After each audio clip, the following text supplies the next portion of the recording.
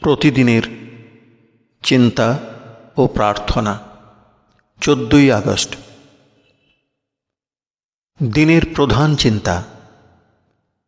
যাহারা সংসারের ঘাড়ে নিজেদের বোঝা চাপায়, সংসারও তাহাদের ঘাড়ে বোঝার মতো হয়। মুখস্থ করা যায়। রাখিয়াছ ঘিরিয়া আমারে তোমারই প্রেমের ডোরে, তুমি মোর একান্ত ভরসা, আছি বেঁচে আমি, শুধু তুমি আছো তাই।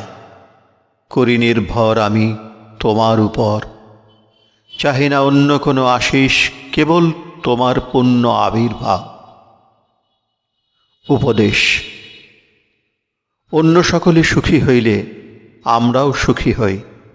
আমাদের উচিত ক্ষুদ্র চিত্তকে বিস্তৃত করা। জীবনের পথে কোথায়ও স্বার্থ সুখ বলিয়া কোনো জিনিস নাই।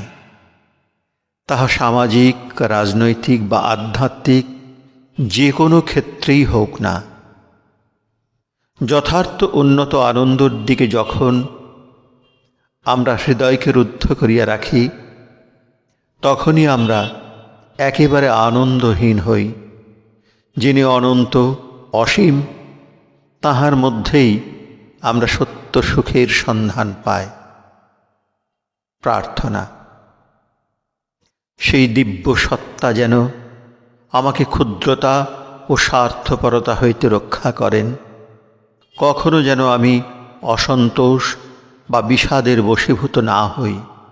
তিনি যেন আমার চিত্তে প্রসন্নতা ও প্রফুল্লতা দান করেন।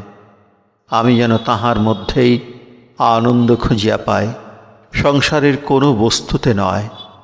আমার জীবন যেন শান্তি ও তাহার আশীর্বাদে ধন্য হয়।